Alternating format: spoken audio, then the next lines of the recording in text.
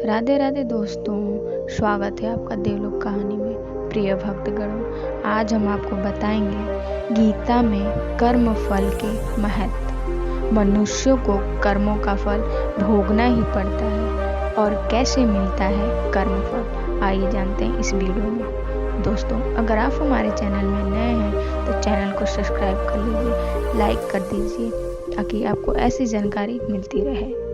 मनुष्यों को कर्मों का फल भुगतना ही पड़ता है।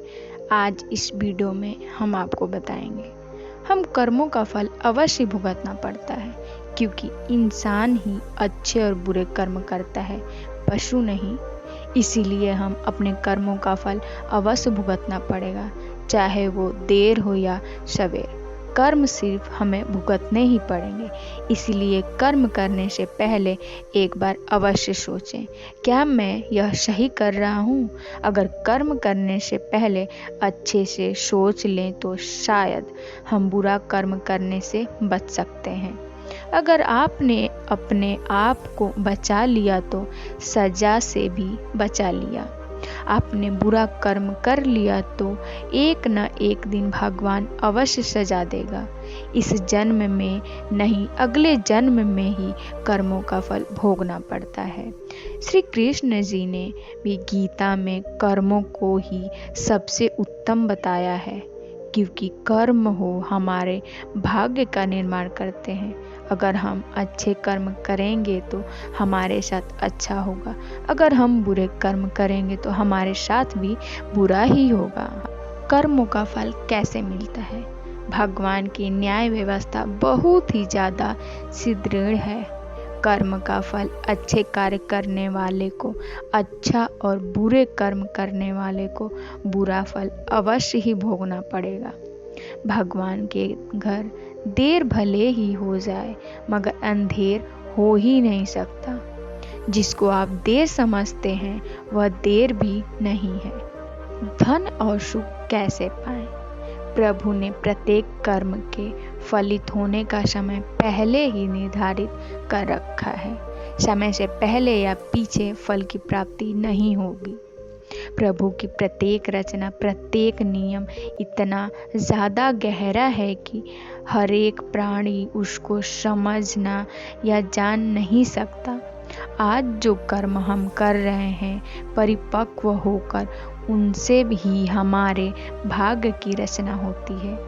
हमारे भाग्य के निर्माता हम खुद ही हैं और प्रत्येक मनुष्य को उसके भाग्य के अनुसार उसके फल या कुफल अवश्य भोगना पड़ता है।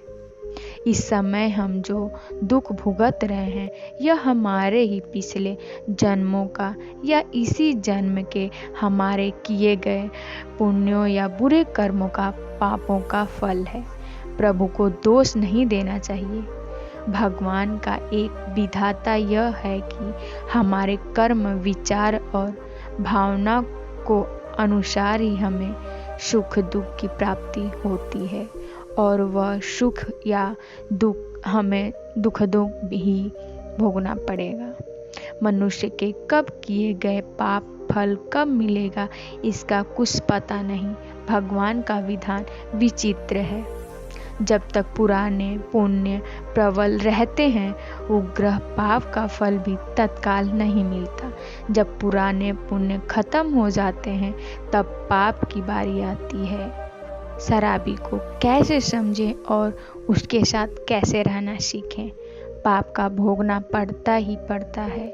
इस जन्म में भोगना पड़े या जन्मांतर में, इस लोक में जो दंड भोग लिया जाता है उसके थोड़े ही क्षुधि हो जाती है, नहीं तो परलोक में बड़ा भयंकर दंड भोगना पड़ता है। मगर सत्संग दंड को कम करा सकता है या फिर कुछ प्रसाद के रूप में भी दे सकता है। अपने दुखों को हंस हंस कर झेलो या रो कर झेलो, यह हमारे कर्मों का फल तो हमें अवश्य ही झेलना पड़ेगा। फिर रो कर क्यों झेलें? रोने से कष्ट दोगुना हो जाता है और हंसते हंसते रहने से आधा हो जाता है। जिस दिन पाप कर्म हो जाए तो अगले दिन उपवास रखो। यह एक उत्तम कर्म भूमि है। कर्म तो करना पड़ेगा। कर्म नहीं करोगे तो पाप चढ़ेगा। जैसा कार्य कर्म होगा वैसा ही फल भी भोगना पड़ेगा। फिर दुष्कर्म क्यों करें? प्रत्येक कर्म प्रभु को याद करके तभी अच्छे फल ही भोगेंगे। धन दौलत, यशोवत, खुशियाँ, सफलताएं, सुखी परिवार रोना हमारे कर्मों का फल है।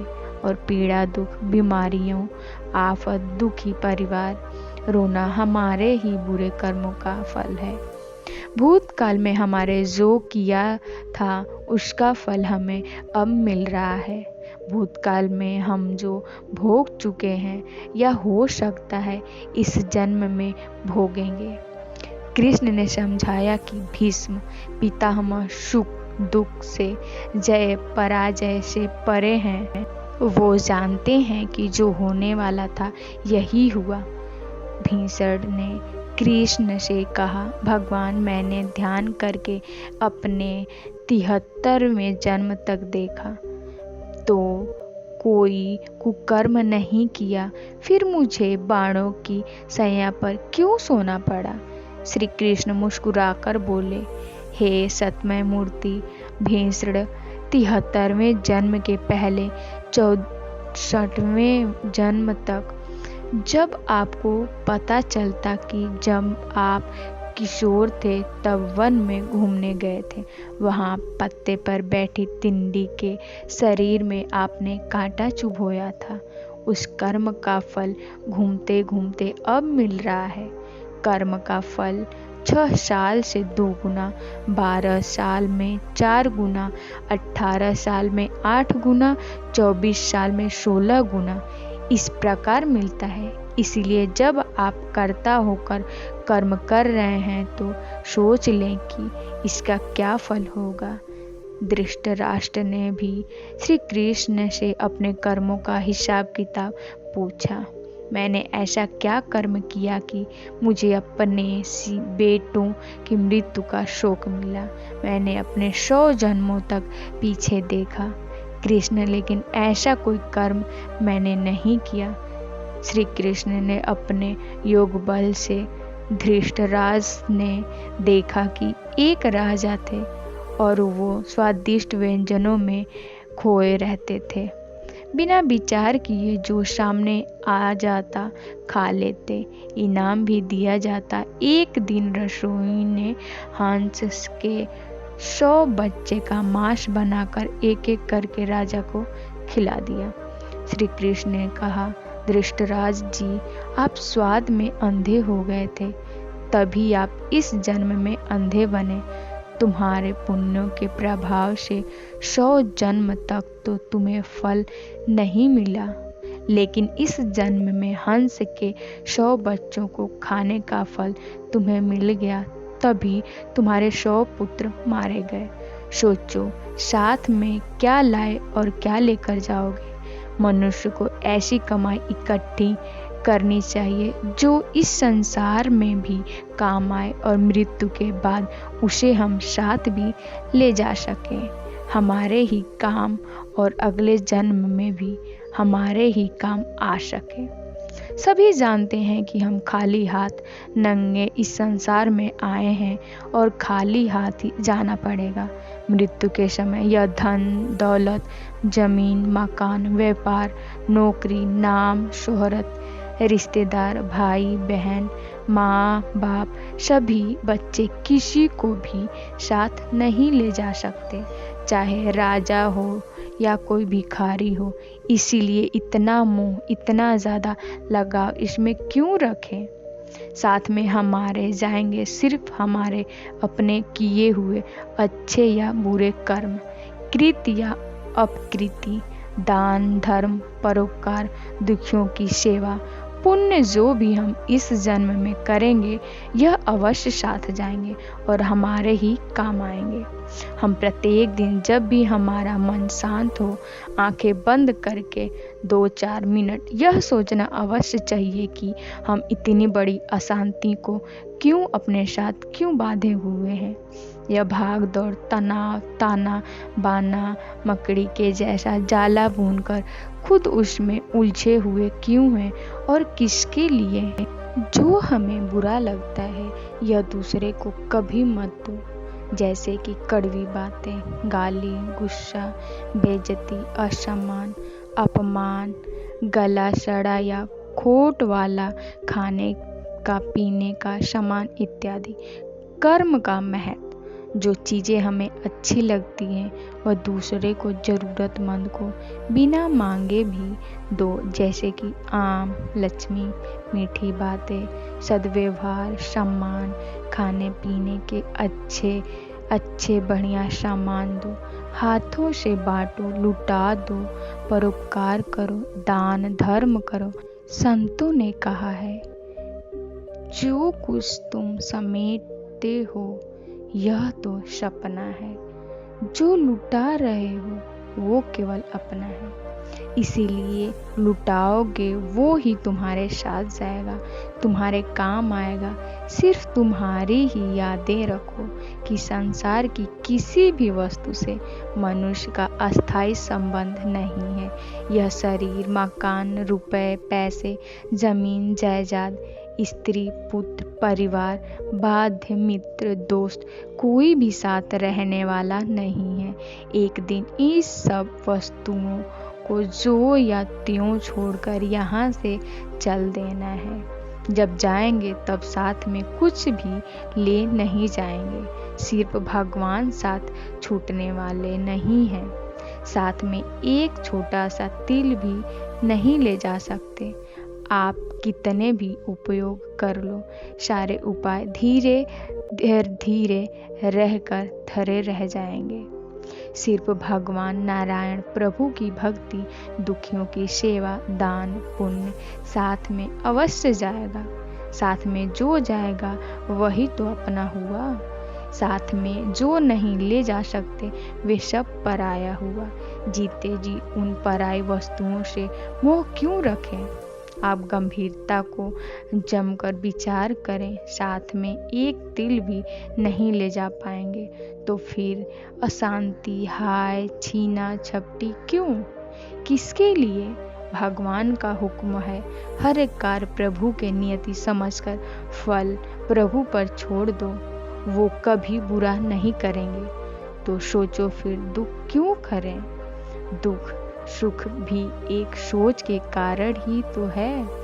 दुख को भी सुख मानो, प्रभु सुख ही सुख कर देंगे। यदि मोक्ष की इच्छा है तो विषयों विष के समान दूर से ही त्याग दें और संतोष, दया, सरलता अमृत के समान नृत्य पूर्वक भक्ति करता है। एक साधु एक गांव में हर रोज भिक्षा मांगने जाता था। जिस दिन घर में भी जाता कोई आटा, दाल, चावल कुछ भी देता, वह अपना इस तरह पेट भर लेता।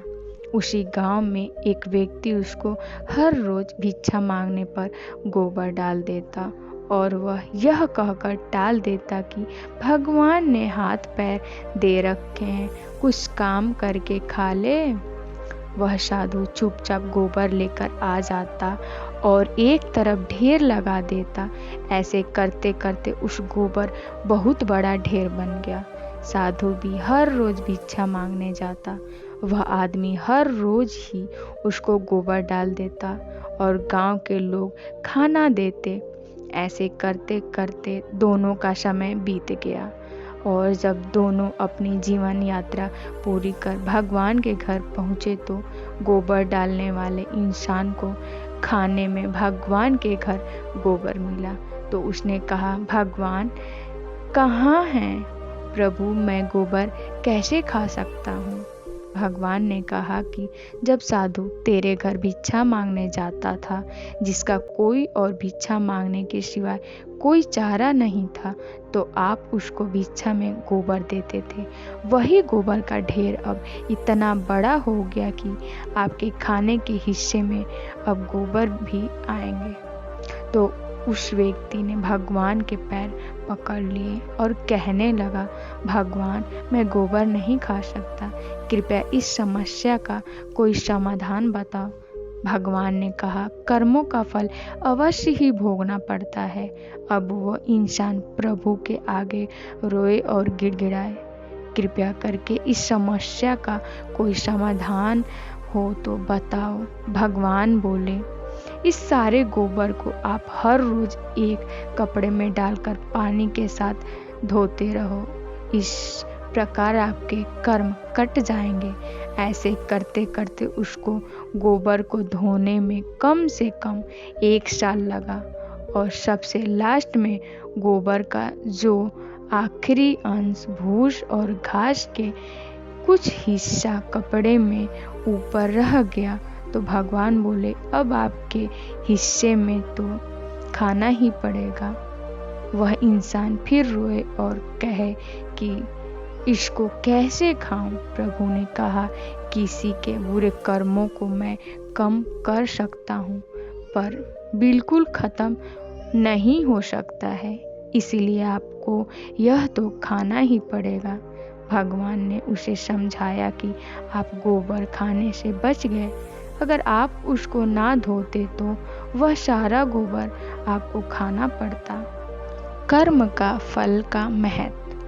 इस प्रकार जब हम जमीन में कोई फल का पौधा लगाते हैं तो उसको उगने में और बड़े होने में समय लगता है और फिर कई 2 साल बाद बड़ा होता है। फिर उस पर फल लगते हैं, क्योंकि किसी भी कर्म का फल एक दिन में नहीं मिलता, चाहे वो अच्छा हो या बुरा।